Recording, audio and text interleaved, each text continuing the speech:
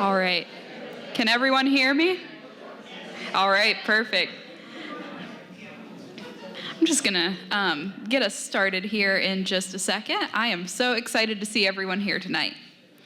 So, hello, everyone, and thank you for being here for Memories of Harrington, a panel highlighting experiences in a historic African-American neighborhood on St. Simons. I'm Allison Dupuis, the Director of Public Programming at the Coastal Georgia Historical Society. Over the past year and a half, I've had the amazing opportunity to work with the Harrington School and the St. Simons African American Heritage Coalition to celebrate the school's centennial anniversary. Starting in November 2024, a truly diverse slate of programs, including film festivals, block parties, and the 52 Weeks of Facts writing effort spearheaded by Patty DeVoe, showed just how integral the history of the Harrington School is to the history of the whole community. Thanks to everyone on the 100th Anniversary Committee, this year has been a true landmark. The work to create a comprehensive exhibit on the history of the Harrington neighborhood came into focus in the second half of 2024. The Historical Society is honored to have contributed to the creation of this new exhibit, titled The History of the Harrington Community, a once vibrant African-American Geechee settlement on St. Simons Island. Created by the Heritage Coalition, the exhibit also features significant contributions from Georgia Humanities and the St. Simons Land Trust. If you didn't have the chance to view it on your way into the program tonight, I highly encourage you to do so after we conclude.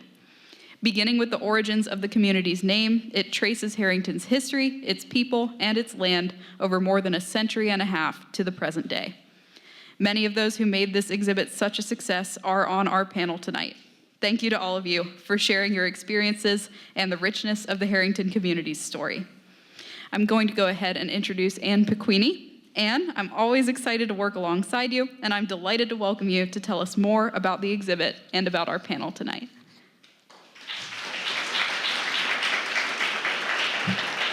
Thank you, Allison. My name is Ann Pequini. I'm a board member of the St. Simons Land Trust. The St. Simons Land Trust, the Coastal Georgia Historical Society, the Historic Harrington School, and the St. Simons African American Heritage Coalition have partnered for years to preserve and maintain the historic and cultural heritage of the schoolhouse, the Harrington neighborhood, and indeed the entire island. Last year, Emily Ellison, the executive director of the St. Simons Land Trust, asked me to join her along with a dedicated group of volunteers to help plan activities and events to celebrate the 100 years of the historic Harrington School. Committees were formed, activities were planned to tell the story of the Harrington School and the surrounding community. One idea instantly grabbed my attention. How can we honor the history of the Harrington settlement from the days of Captain Raymond Demery throughout the plantation era, post-Civil War, throughout the 20th century up until today? How can we honor the formerly enslaved families who settled and stayed and stewarded the land on St. Simons when most everybody else left?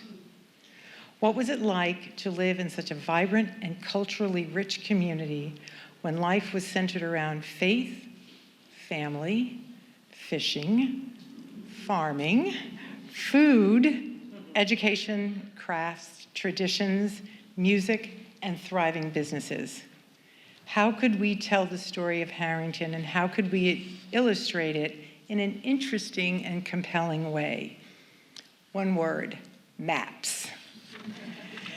As you are able to spend time looking at the 7-panel exhibit, you will see the many changes of the Harrington community over the past 160 plus years. Many of the 10-acre tracts of land purchased by Harrington families after the Civil War have been replaced with density and development. But there is good news. The historic Harrington School and the neighboring 12-acre Harrington Community Park are protected forever. Just last December, the St. Simons Land Trust acquired 16 acres at the end of North Harrington Road. Scattered throughout Harrington are pocket parks and protected properties. There are many people to thank who worked so hard to make this evening happen. it does indeed take a village to tell the story of the Harrington Village. Most importantly, thank you to the panel of descendants and former students who you will introduce shortly, Justice.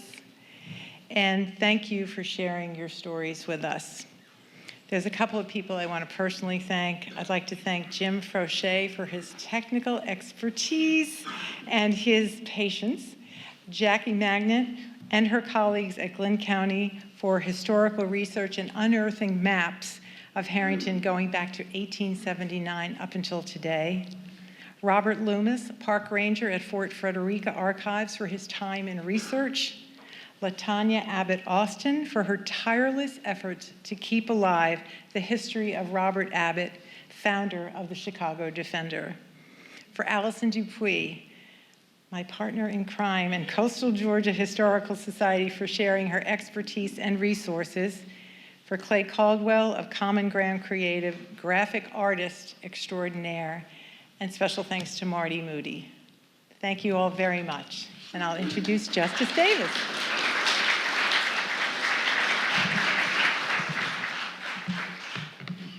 Thank you, Ann. Good evening, everyone. My name is Justice Davis, and my family ties to Harrington run deep. It's an honor to be here with you as we explore the rich history of the Harrington community, a once thriving African-American Geechee settlement on St. Simon's Island.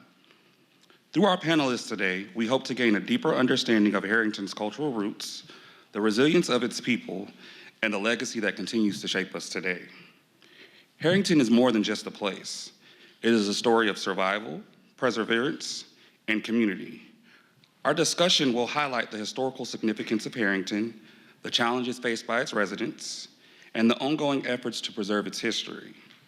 I encourage you all to take some time after the discussion to explore our 7-panel exhibit, which provides a deeper look into Harrington's past, not just the historical facts, but also the deeply personal connections our panelists and their families have to this land. With us, we are privileged to have an esteemed panel of individuals whose families and professional expertise contribute significantly to the preservation of Harrington's history. Right next to me, we have Mr. Emery Rooks, a direct descendant of, I'm not gonna say his name, I'll let you say it later, a foundational figure in Harrington's early days. His great-great-grandfather was amongst the first African Americans to purchase land in the area, establishing a legacy of resilience and ownership. Emery has dedicated much of his life to preserving and documenting the history of Harrington, ensuring that the contributions of his ancestors are not forgotten. Then we have with us Ms. Amy Lotson Roberts, an activist, historian, and author. Amy's research traces her lineage back to the enslaved Africans aboard the Wanderer, an illegal slave ship that landed at Jekyll Island in 1858. Her commitment to cultural preservation has led the extensive documentation of the Gullah Geechee community's contributions to the region. She will share how her family's journey from enslavement to education and leadership continues to shape Harrington's narrative today. Then we have with us Mrs. Judy Stevens. Born and raised in Harrington, Judy's life has been dedicated to education and advocacy. She began her teaching career at the historic Harrington School and went on to run a daycare for local families. To this day, she remains an active educator, teaching Sunday school at the First African Baptist Church on Frederica Road. As a founding member of the St. Simon's African American Heritage Coalition, she played an integral role in preserving Harrington's history and securing, I'm sorry, y'all, my astigmatism is a little bad. I'm gonna take my glasses off. I ain't even gonna play. And securing its recognition as a historic site. Then we have with us Natalie Bishop. A native of North Harrington, Natalie grew up immersed in the close-knit traditions of the community. After living in various places as a military wife and working in banking and fitness, she returned to Harrington to care for her mother, Eloise Spears. Eloise was a fierce advocate for land preservation, joining the Don't Ask, Won't Sell movement to prevent the sale of ancestral lands to developers. Natalie will speak on her mother's legacy and the ongoing struggle to maintain Black land ownership. Then with us also we have LaTanya Abbott Austin, an 8th-generation Abbott from Harrington, Frederica Road. LaTanya carries on her family's deep-rooted tradition of civic engagement.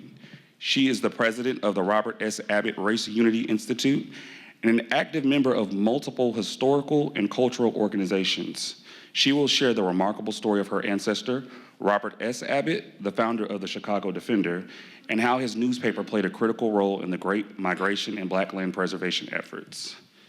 And then I guess I have to introduce myself. So I'm Justice Davis. My grandfather was Alvin Davis, who worked at Benny's Red Barn for many, many years, from the time they opened up until a couple of years before he passed away. They've got a table in there named after him, but I remember growing up, and Harrington to me was a very magical place. I would often go to him with the Red Barn, let him sit in his rocking chair and tell the stories of some of the things that he's done at the Red Barn and the people who he served. My grandmother, Geraldine Davis, known as Miss Jerry, she grew up, and I think she shared in the same conservation ethic as everyone else in the Harrington community. It was very important to preserve her land, and so to this day, we still own and preserve her land for her and her legacy. She is the last house on South Harrington, right before you get to the subdivision. What is that called? Sunrise Point, thank you. All righty. What happened? What I need? Did I call you Natalie Bishop? I'm sorry, y'all. I messed my cousin's name up. She is Natalie Dixon. I think I made Bishop up for her. It might have sounded good in one of those little movies or whatever. I was really going through something, but her name is Natalie Dixon. My apologies. All right, we're going to go over the first panel. So, how Harrington got its name. Our first exhibit explores the origins of the community's name and its earliest settlers. The land known as Harrington Hall was originally named by Captain Raymond Demery in honor of Lord Harrington. Over time, formerly enslaved individuals bought land and built homes here after the Civil War, creating a thriving African-American settlement. Before development pressures changed the landscape in the late 20th century, Harrington was a self-sufficient community where 98% of its residents were African-American. Families passed down the land from generation to generation, solidifying their connection to this place. So the first question is for you, Mr. Rooks. Could you tell us about your great-great-grandfather and his role in Harrington's early days? I'm gonna hand you this mic, and I don't wanna mess his name up, so you might have to say it a couple of times because it doesn't come off the first couple of times, but go ahead. My great-grandfather was Solly Balali. Can you say it one more time? Known as Old Tom. Say it one more time. Solly Balali. Gotcha. He was from West Africa. His family owned a farm in Africa where he was captured. He was brought to the Bahamas and sold into slavery, and he was sold to the John Cooper family. From there, he was brought to the St. Simons and worked on the Cooper plantation. Seeing what a intelligent and high enthusiastic person he was put in charge of his 400 and some odd slaves. And when Cooper would go out of town or back to England, he would be in charge. And while he was in charge, no slave even attempt to escape the plantation. So he was well organized and a well leader at that time. Thank you for that. All right, Miss Amy, so the next question is for you. Can you share how your ancestors' journey connects to St. Simon's and what their experience was like upon arrival? Your ancestors from the Wanderer. Okay.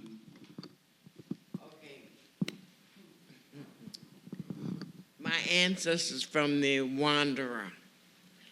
When the Wanderer landed over on Jekyll Island, a lot of them, well, they had a hard time getting over to St. Simon's, but a lot of them came over to St. Simon's, and they started living and doing things and getting in with other families. So they married into families on St. Simon's. It's this man named, James Peterson. I don't know if you remember that name, but James Peterson owned a lot of property on St. Simon's and Brunswick.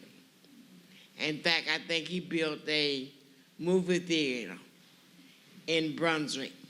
And he also was involved in what they call Black Wall Street, which was on the corner of Martin Luther King and I don't know what that street is. Me No, either. Gloucester. They had all the insurance companies in that building. All of the insurance companies that would insure black people. Okay? Thank you. Just hold the mic real there because we're going to go to our next panel. From being treated as property to owning property. This exhibit tells the powerful story of formerly enslaved individuals and their descendants who worked tirelessly to acquire and maintain land ownership in Harrington. Land ownership was more than an economic necessity. It was a symbol of dignity, self-determination, and community. So I'm going to start with you, Natalie Dixon. And Thank you. so with the last names that are on this slide, could you tell us which families that you come from? It would be the Lee family So no Davis? and the Abbott family No Davis? and the Davis family. Oh, okay. I just told these people you was Sorry. my cousin. Don't have me looking crazy. Sorry.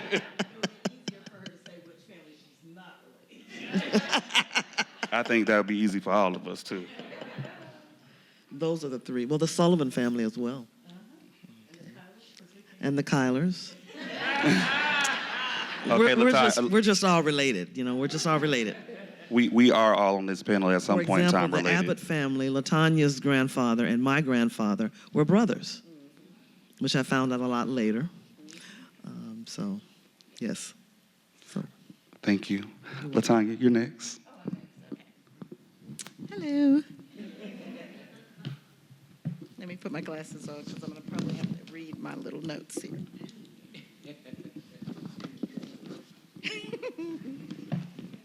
Yes? Yes. I'm supposed to answer the same question. Yes, the same Okay, question. I'm my sorry. bad. I was waiting for the question. Okay, I am related to the Abbotts, the Armstrongs, the Kylers was my grandmother's family, the Hunters was my first cousin's last name. Yep. Let's see who else. Ramsey. When we moved here, I memorized certain names because my mother told me you cannot have a boyfriend from here. And I was like, really? Okay. And I was in ninth grade, so that was a big deal back then. And so I remembered the Davises, Ramseys, Sullivan, definitely Sullivans, Hunters, Lee, Wing. Well, so most of the names up there, at least half of them, we related to. Yes. Thank you. Can you pass the mic to Miss Judy? I certainly can. You're Cousin amazing. Judy. Well, I may be the one with the least because I'm the Hunters, the Wilson, I'm mainly the Wilsons, and the Davises. There you go. All right, and Mr. Rooks? But she's related to us, so that list gets longer. So she says. If you were born in Harrington, you all are kin. Next question. You're not gonna tell the last name? You're not gonna say your family last name? Sullivan was one of the largest, one of the families that knew everybody, and everybody knew everybody, so they were all kin. But they don't know that.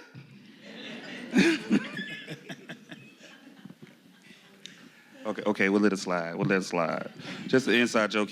I used to go to the First African Baptist Church when I was a child, and he was one of the deacons. And apparently, I used to act up a little bit and used to get popped.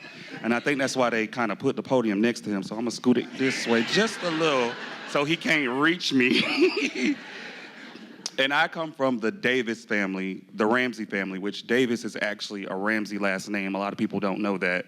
And then on my grandfather's mother's side, they were Bryans.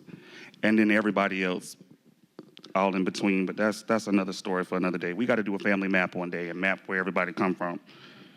All right, next panel. 40 Acres and a Broken Promise. This exhibit highlights one of the most significant betrayals in American history, the broken promise of land ownership for freed African Americans. General William T. Sherman's Field Order Number 15 promised 40-acre plots to newly freed families. However, President Andrew Johnson later reversed this order, returning land to former plantation owners. For many African Americans, this broken promise was not just about lost land. It represented the denial of economic stability, political power, and generational wealth. This law set the foundation for systemic inequalities that persist today. So to LaTanya, if you could pass her the mic, please. Thank you. Yes. Could you talk about your ancestor, Robert Abbott, who founded the Chicago Defender and who played a key role in the Great Migration? Could you tell us how the Defender was distributed and how it contributed to Black land laws? Sure.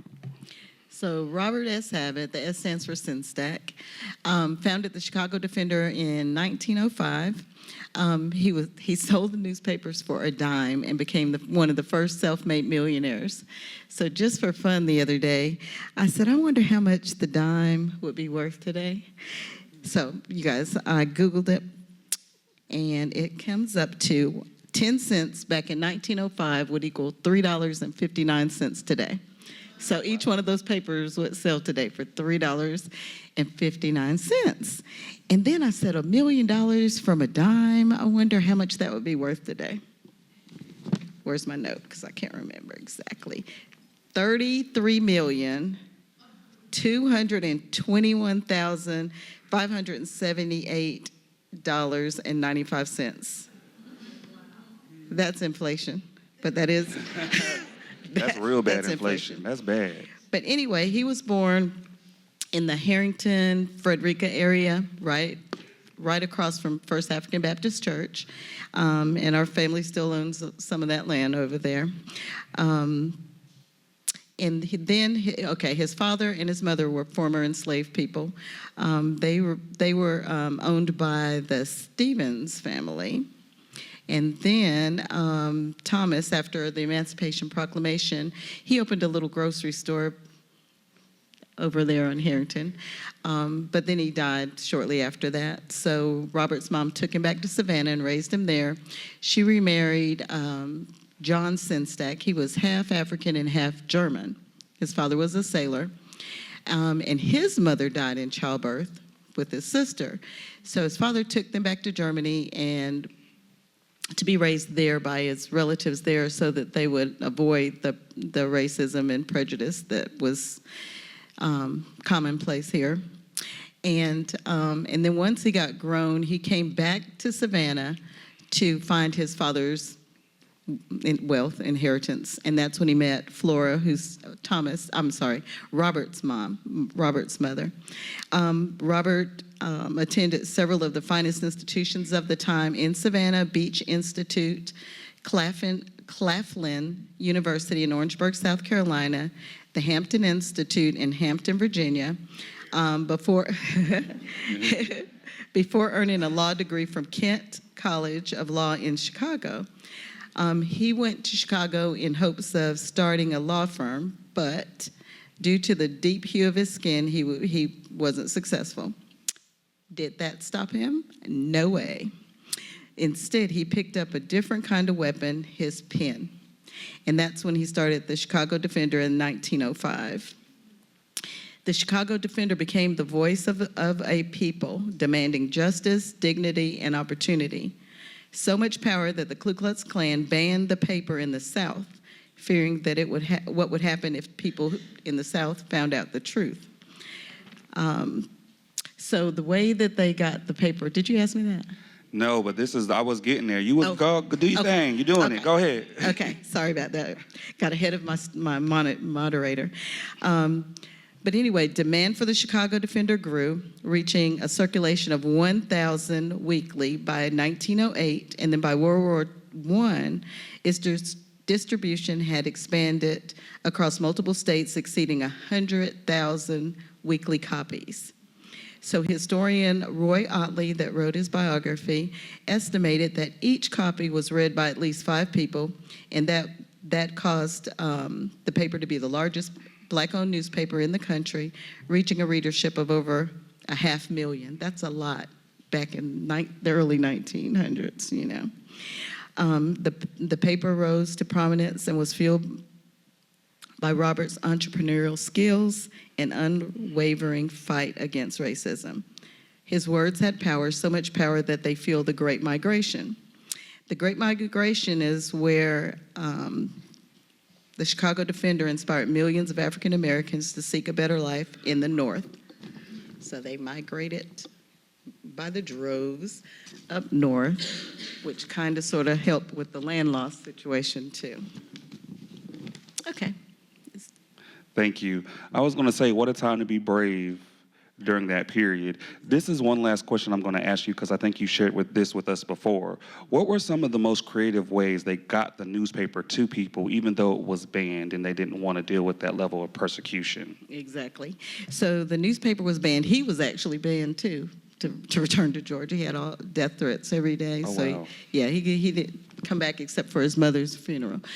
But they got creative. So the paper was given to the Pullman porters on the trains, and the Pullman porters, I don't want to say smuggled, but they brought the papers down from Chicago, and then they distributed them on the different stops, and they would have the paper boys, newsboys, or community members pick them up off at the train and distribute them that way. So where there's a will, there's a way. Always. All right, Miss Judy, my next question is for you. So the roots of Black land laws started long ago and continue today. Why did you and others feel it was necessary to start the St. Simon's African American Heritage Coalition?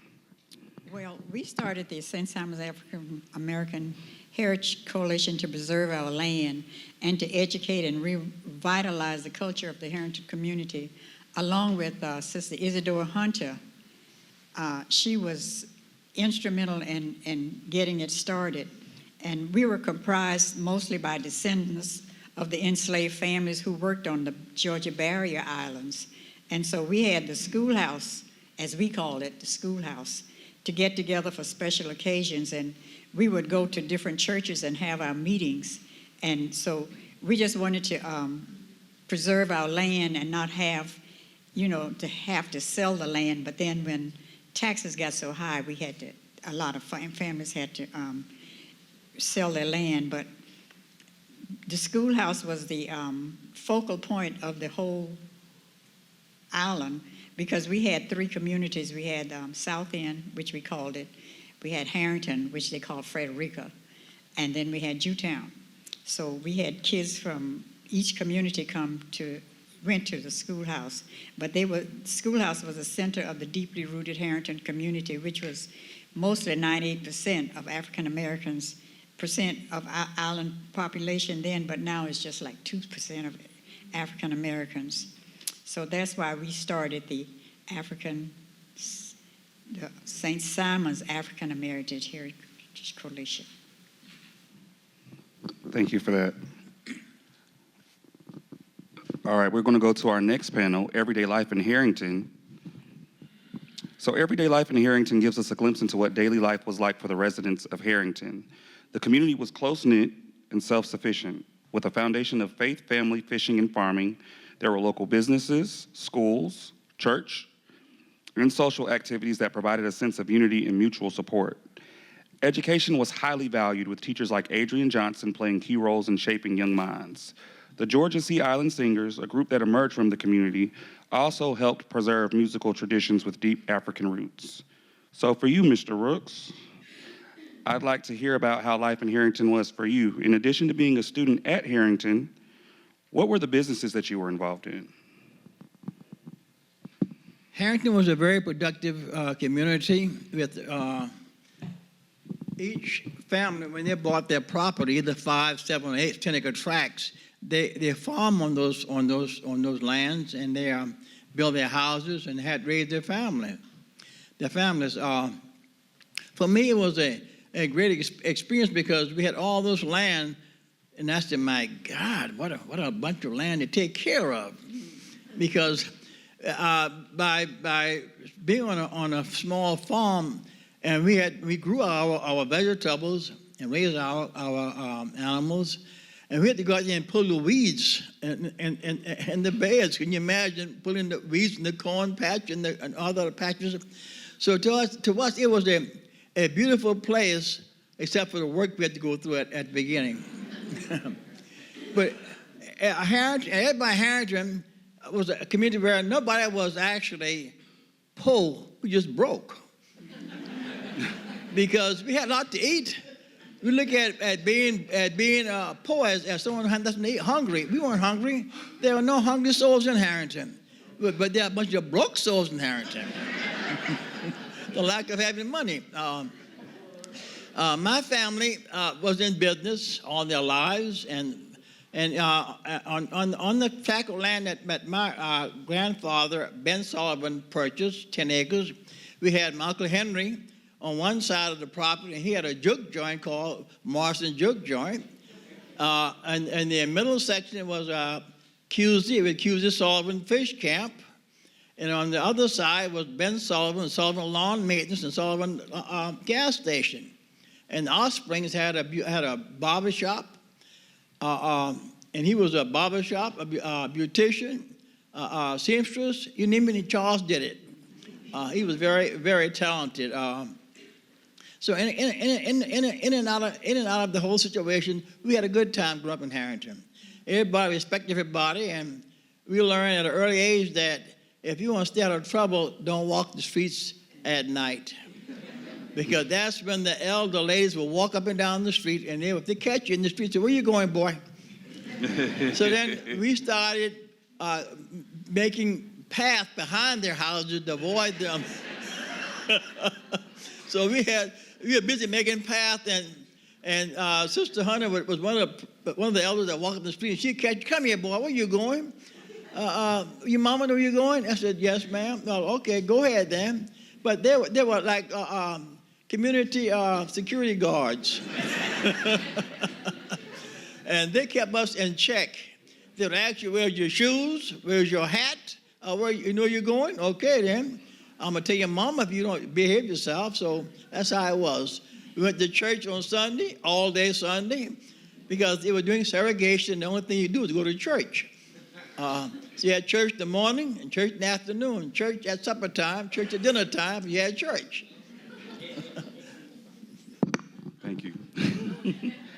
All right, Ms. Amy, this next question is for you. As one of the other panelists that was also a student at the Harrington Schoolhouse, as my understanding, the teachers at the schoolhouse at the time lived on the south end, which is where you also lived at the same time, and you used to ride to school with them.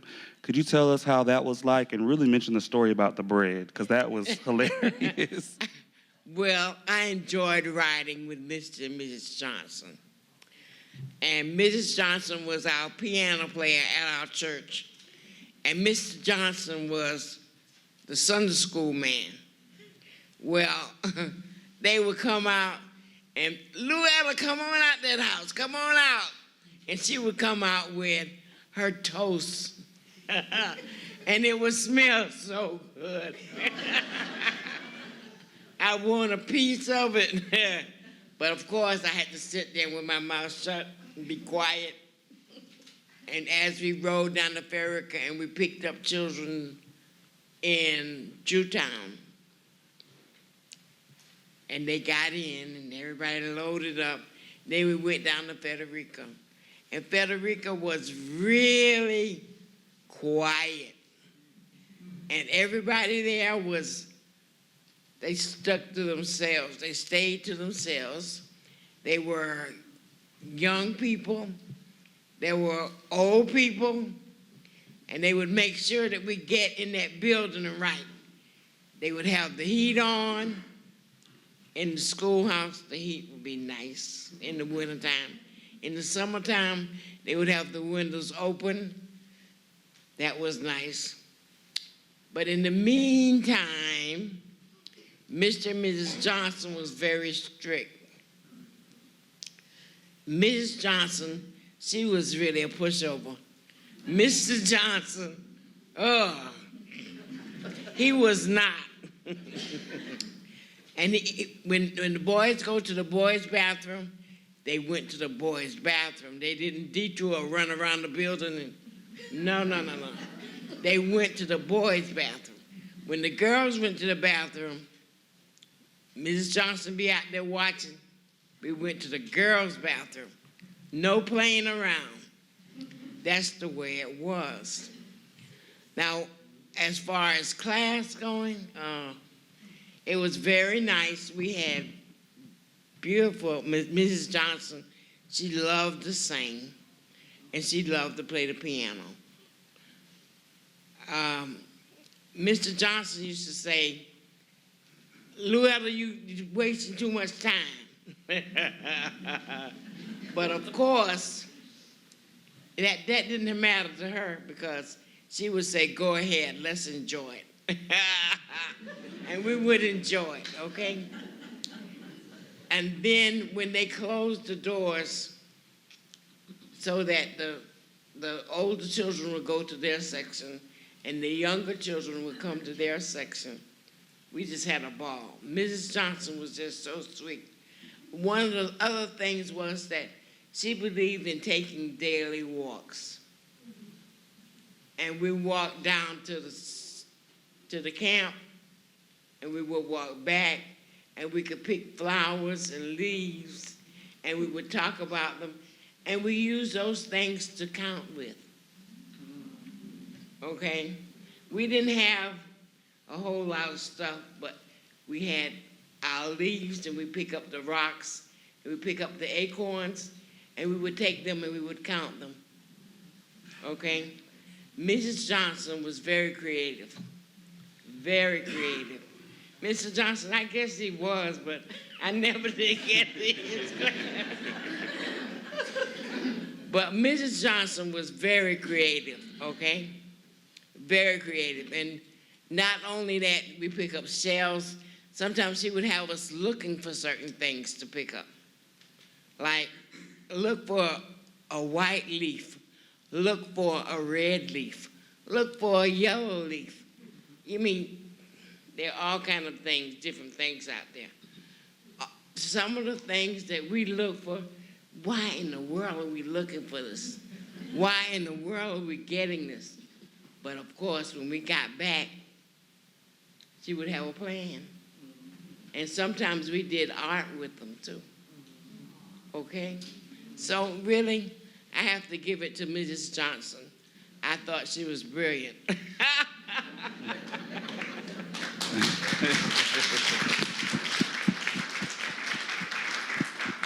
Thank you, Miss Amy. Can you tell us about what year that was? I think it was like 1952. And then, Miss Judy, I'm gonna jump to you next, because my understanding is, and this is why my podium is over here, I don't want nobody reaching. Y'all all went to school about the same time, right? No? Yeah, but she was a little older than me. Well, then, all right, well, Miss Judy, this question is for you. Could you share some of the stories about how church played an everyday role in school, outside of school, and also tell the story about what they used to do to teach the children how to read, and how the older kids and the younger kids used to work together to read from the spirituality, faith standpoint? Well, the church has played an important role in our community, because in the three communities, because on special occasions like anniversary, or we'd have revival, or we call homecoming, each church participated in each other's activities. So that's how we did in the churches. And the role that they played was that you went to church. You had to go to church when you were small. But now, you can't get children today to come to church. Well, the parents don't take them, but our parents took us to church. So that's how that role played in the community, in churches. And another thing about the churches, we had, and it worked with the school system, because we would have different plays, and sometimes the school play would be held at the church, and that helped with the building the community and with the children. And for the when they closed the schools in the 1950s, we went to Risley High. I think I started in 7th grade. But then when they integrated the schools, I didn't go to integrated school. I went to segregated schools. But after the schools, when I graduated from high school, I went to a college in Savannah. And then when I came back, I opened a daycare at the schoolhouse. We had a daycare. And we had the kids in the community from the 3 communities came to the daycare. And we had 3 of our community, 2 other in my community that worked with us in the daycare. And the county was fixed up the schoolhouse so we could have the daycare. And we had a kitchen, and then they added 2 bathrooms in there. So but then when they revitalized the schoolhouse, they took the bathroom and the kitchen out. But then the kids had to bring their own lunch, either what the parents paid, because we didn't pay for lights or utilities. The county took care of all that. So whatever the parents paid was our pay for taking care of the children. So we would buy sometime lunch for them. But that's how. And then when we went to learn their studies, like they did math, reading, and writing, and St. Simon's Elementary teachers would send us some of their material for us to work with the children. So when our children went to school, they knew how to read and how to do math. So that's how we did the daycare, and along with St. Simon's Elementary School. And then that's where I started out teaching. I was at St. Simon's Elementary School, and then I moved to Oglethorpe when they opened up there. So that's my experience for. Thank you. All right, and this next question is going to go to Natalie, because apparently Harrington was the place back in the day. Y'all had all kind of different spots to go. There was all kind of restaurants, I heard, that just, they're not there anymore. There was all kind of little, I don't know if you call them pubs, bars, what the proper term is for that. Maybe nobody was supposed to know, but there were juke joints, okay. Well, There were juke joints, and there was the mention of this ancient device called a jukebox yeah, that I tried to work yes, one day, and I yes, couldn't figure it yes. out. But Everybody knew about the jukebox. So I was the only little girl. I was an only child on the far end of North Harrington. And I want to say my survival during that time was music and dance.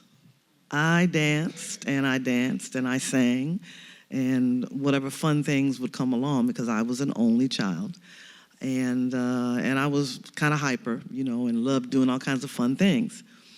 And the juke joint that we're talking about, it was actually Mansfield Jackson had a store there with that jukebox, and that was the thing. And I would go down there with 25 cents and play my 3 favorite records. And mother would take me, this was what people did during that time. She would send me someplace to get something, meaning I had to come right back. So I'm on a time limit now. So he had an ice cream in there called honeydew melon ice cream. It was the best. And she'd give me this big container and say, go to Uncle Speedy's and get the ice cream. So that meant I could take my 25 cents, and he knew he would wait until I played my 3 records, and I would dance to the music, whatever, and then he would fill the container, unless she called and say, where are you? I was dancing.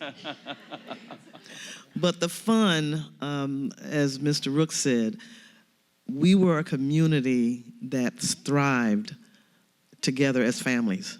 That was what the community was all about. And so this was a memory that I have that will always stay with me. I mean, I ended up getting into a field of aerobics and all the things that it brought me to, and I started doing some music. I did some professional stuff for a while, but it got me through that era. The schoolhouse, for me, my mother attended the schoolhouse. I was a teenager when I went to the schoolhouse, and during that time, we had something called record hops, dancing. So I knew on Saturday nights, I needed to get that ironing done. All of my dad's undershirts and underwear, Mom had it. She'd have everything on the back porch. And I had to get that done if I wanted to go to the record hops. because I had all the dances. Nobody else in the community danced. I was the dancer. I did all of that. And I still like to dance. But that is where it took me during that time. The Motown sound, a lot of you would probably remember. My first record player, I think, was at 8.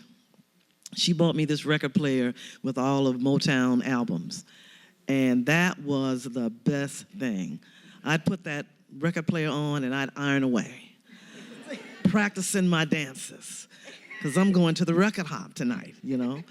Cakewalks. The Masonic Leagues had cakewalks down the street from us. My aunt, and she was a white, by the way, that was my mom's sister. I went everywhere with her. And so the Eastern Star would have an event once a month. And they had a cakewalk one day, and the music started playing, and I just started dancing. And you're marching around as they're giving away cakes. Well, they didn't give them away. I won every cake there that they had, because I kept dancing. But putting it together, putting all of that together, what I would say is it was the best time for our community, because we all came together in some way. The church was really our main focus. We all either had a job in the church, you know, either ushering. Mine, of course, was singing. And from a young kid, my mother was a little singer from a toddler in our church. Everybody had something that they did, but it kept our community together. It's how our community strived. It was not a question as to whether or not you'd not see a neighbor or somebody in the family or somebody that you were related to that took care of you. And if you were anywhere that you shouldn't be, they knew. And I got caught a couple of times. Yes, I did. Yes, I did. My mother would take a long plum tree switch. And I was not a bad kid, but I had a habit of not coming home on time. She said, I need you here by a certain time. And I'm down the street playing around with my girlfriends, and we're dancing around in the street. And I see this woman coming from down the road in this house dress, and she's got this switch. And I thought, okay, I think I pushed it. But they were stern on us and strict, but we knew where we stood in our community. Thank you. Hold. The next one's for you, too. Okay. Let me introduce the next panel real quick, and I'm going to let you continue. So this next panel, Exhibit 5, Don't Ask, Won't Sell, highlights the resistance of Harrington residents to sell their land, even in the face of mounting pressures from developers. Eloise Spears was one of the residents who put a Don't Ask, Won't Sell sign, determined to hold on to her family's property. This movement was about preserving the community's heritage and refusing to give into pressures of development. So could you tell us a little bit about that experience and some of the things that you've learned that your mother had dealt with in trying to preserve that land and keep it intact for future generations? Well, to give you a little background on the properties, this was my great-grandfather and my great-grandmother. The property originally was from that family. And from a young woman, my mother was determined to hang on to the property for our family. When she went away to nursing school and she came back, but she would, during that time, I think taxes were like $25 compared to where they are now. But her mission was always to preserve what we had. And in an effort along with the St. Simon's African American Coalition, they all came together. It was not just her. They all came together with the mission of preserving what they could of the land. Land it was very precious to the families because it was all we had. And it was something that she felt deeply about. It took a few years for them to sit down and explain to me exactly what was going on with the property. And it was something that she focused on and she worked hard with for years. We're on North Harrington, at the very far end of North Harrington. Right now, I'm blessed to say that we were able to work with Land Trust at this point to where we're going to preserve still the property that she hung on to for all those years. But it was something that was really hard to do, okay? We're excited because we're going to put a nature trail there, which is on the north end of the island, which there's one on the, you have a park on the south end, but you'll have something on the north end. So we're really excited about what will come about in 2025. The experience of holding on to land was not a good one because taxes were high. And if you couldn't pay those taxes, you lost your land. Everybody was not able to do that. Big families were not able to do that. They were not in a position, whether they were all working or not, to hang on to their land. So naturally, developers came in and they would offer you a small amount. And a small amount to any African-American family is a lot of money. But the developers are tripling the price because they can. And when your family has run out of money, you have nothing else left. So the experience was, when the signs came up during that time, don't ask, won't sell. And they were adamant about that during that time. And it went around for a good while, where people understood what that meant. Thank you for that. All right, for the sake of time, I'm going to run through this slide and the next slide, and then I'm going to ask the questions because they kind of run in together. So this exhibit, Cultural Loss, Community Loss, Density and Development, addresses the challenges the Harrington community faces as development increases, leading to cultural and community loss. By the 1980s and 1990s, tourism, rising property values, and changes in zoning led to the displacement of many longtime residents. Today, less than 2% of residents in Harrington are African American, a stark contrast to the 98% in earlier decades.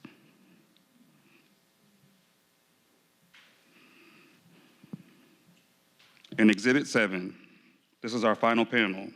The ongoing legacy of Black land loss reminds us that the struggles for land ownership and preservation continues to this day.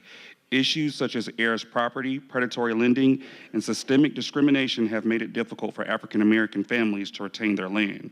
Despite these challenges, the fight to maintain these important ties to history is ongoing. So, the question is, for Mr. Rooks, what happened here in the 80s?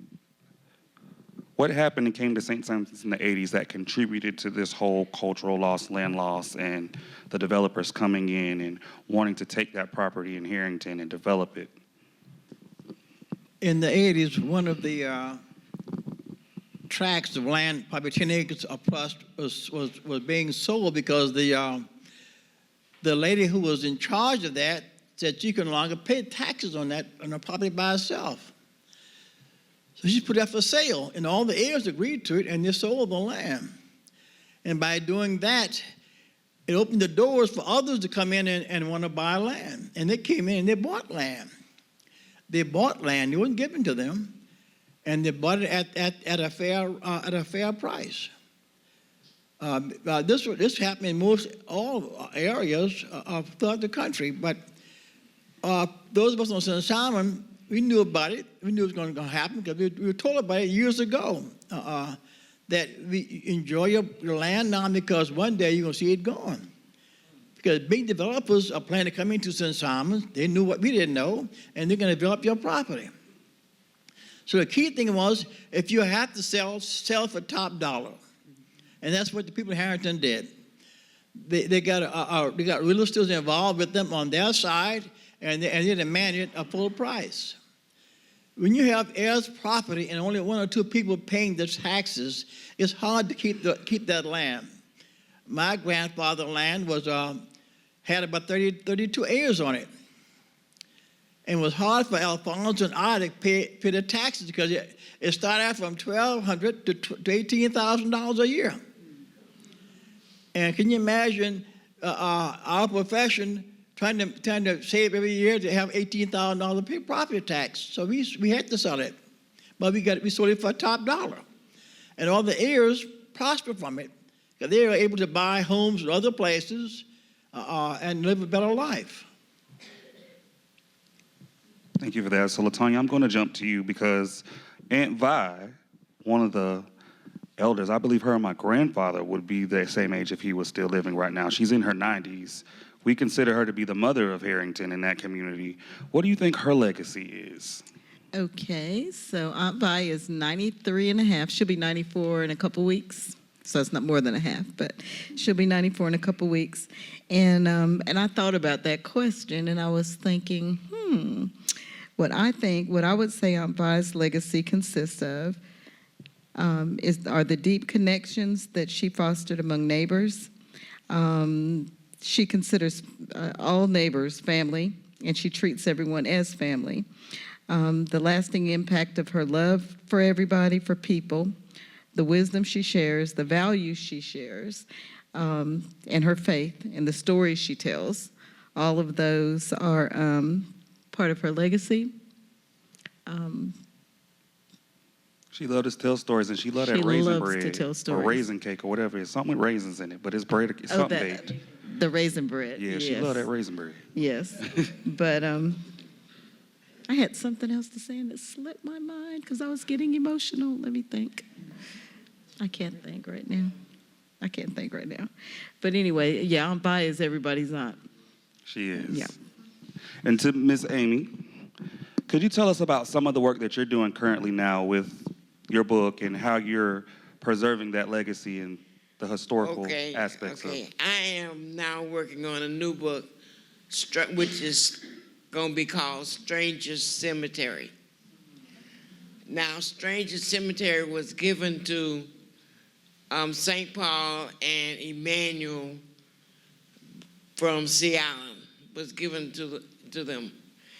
And so we have been having a hard time keeping the upkeep of the cemetery. So I thought about, what about a book? So I started a book. And the book, I hope the book will come out by the end of this year, I hope.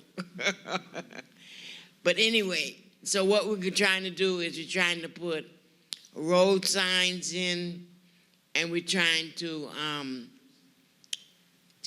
it's all cleaned up. We got it really nice and clean, really cleaned up. The only thing, we have some trees that fell during the ice storm.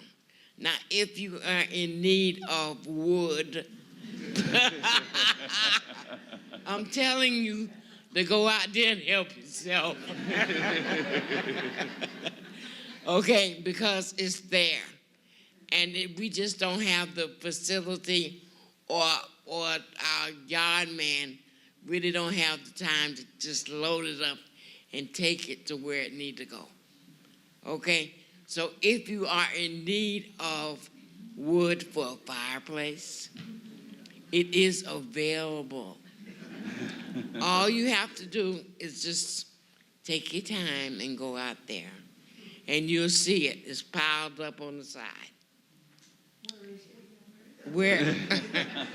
Now, you know, that's a good question. It's where's Stranger's Cemetery? Stranger's Cemetery is behind. It's behind the Frederica Academy? Frederica Academy. But you take the side road. Right. You have to take the side road. All right, Miss Amy. I'm actually cut for time, but I want to ask this one last question to Miss Judy, because she said it best. Really quickly, thank you guys all for participating, and thank you guys for coming out. This last question to Miss Judy, because I think she said it best. What is something that you wish the current residents of Harrington knew, the ones who've moved here in the last 5, 10, 15, 20 years, what is something that you wish they would have known about Harrington prior to moving there? And what is something you wish they would have done before they started developing? Well, I wish they would have named the communities that they're in after one of the families that lived in that area. Because, well, we have like Sunrise Inn, and then we have Raymond Grant, we have Golden Lane, which is where I live, and we named our street. We have the Ramsey Lane, we have Odom Lane, we have the Mama Lou Lane, and those are all lot of families that, you know, lived in that area, and they named the community, their subdivision after them. So I wished every subdivision, if they had inquired, was named after one of the families that lived in that area. Thank you for that. Do we have time for questions? All right, so we're going to take question and answers. Lovely lady. Oh. Hi, everyone. We're going to ask that folks use the mic for questions since we are recording. So if you have a question, just raise your hand, and I will run the microphone over to you. we'll start here and then we can jump over there. I wanted to know what was the, let's say in the 50s, what was the population of the community? In the 50s, what was the population of the Harrington community? About how many people lived there? In our community, in the Harrington community, I know the population was, I would say, at least 50 to 60% of blacks. We had a lot of families, and we had a big community. We had North Harrington, South Harrington, and then we had Harrington Lane. So our community is like an H. You have North Harrington, Harrington Lane, and then you have South Harrington. And now there wasn't too many houses on Harrington Lane, but now we have many houses on Harrington Lane. So I would say it may have been more than that. I'll let Brother Rooks answer that question. So, yeah, because were you talking about people-wise, families? How many people were in Harrington in the 50s at the time? In the Harrington community? Yeah, in the 50s. Well, the Harrington community was actually full of African Americans at that time in the 50s. How many? Do you know how many people? How many families? That's what I was thinking. How many families? It's hard to tell offhand, but can you imagine? Harrington has 367 acres of land, and each of the land divided it into the Harrington community. You probably 4 or 5 families per acre in that area. So it was a good 300 some odd people stayed in Harrington, give or take, with their children. Okay, so about 300 people maybe. Any other questions? Yes, I have a question. On South Harrington, there are several buildings that look abandoned, but some of them I know have gatherings there. And I wonder if you could tell us what those buildings are.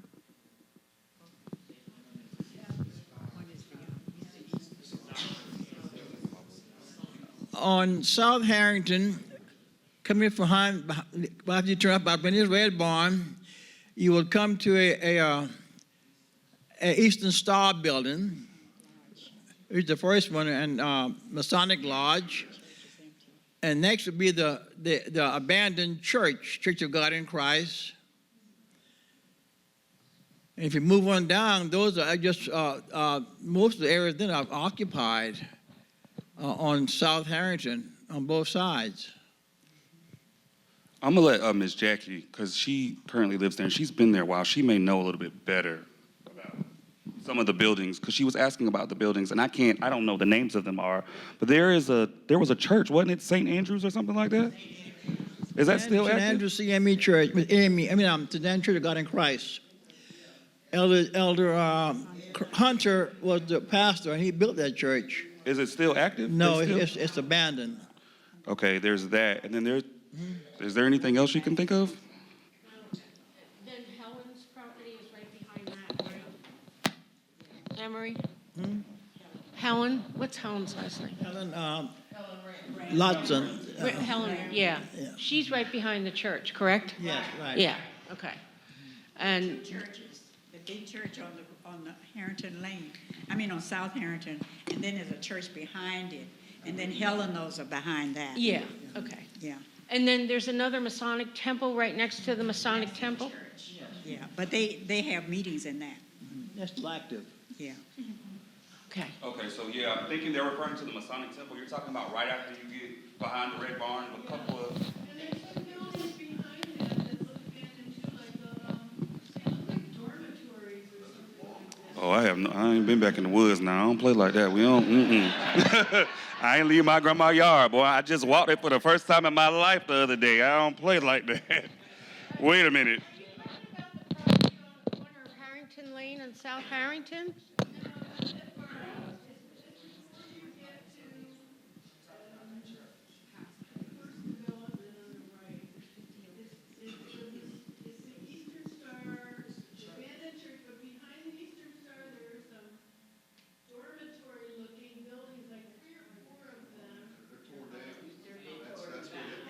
Yeah, they're gone. oh, 50 Oaks, right? Yeah, they were torn down. Oh. Hey. Go ahead. Sorry. This isn't really a question. I just want to tell you something. One day I got a call from Buck Buchanan, okay? And he must have been 98, 99 years old, you know, because he was driving still, I guess, in that Ranger when he died. And he said, "Come on, girl, we got to go learn about strangers." And he took me to the graveyard. And he showed me all the graves, who lived in them, and he told me some stories that he told me never to tell a soul. I'm interested in trying to find out what you know. We may know some of the same information. Any other questions from the audience? Yeah. But Hold on. We need the mic. Thank you. A quick one, and it may be more for our historians, but do you know if Mr. Abbott was a contemporary of Mr. Lewis, who founded American Beach on Amelia Island and that community? that's for you, LaTanya.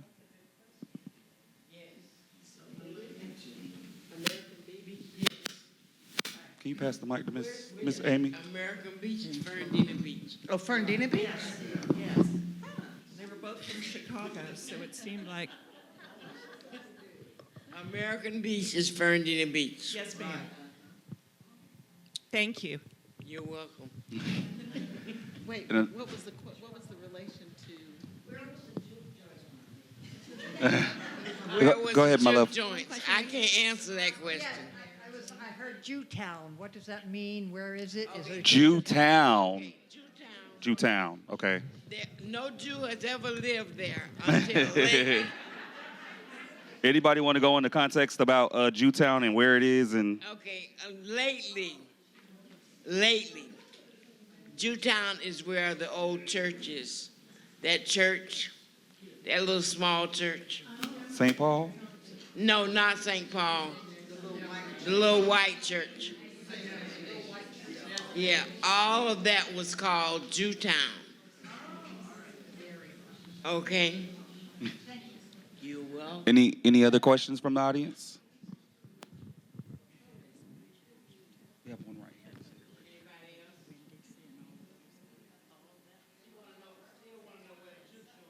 here. I'm just wondering if I've been pronouncing Demir Road wrong my whole life. You know, I ask myself that question all the time. I grew up calling it Demery. But when you hear it from Siri or whoever this person is talking to me in the phone trying to give me instructions because I still get lost on the island, it says Demir. I'm not certain. Does anybody know the correct pronunciation? It's Demery. It's Demery. Okay. And then just the juke joints. Where were the juke joints in Harrington? Well,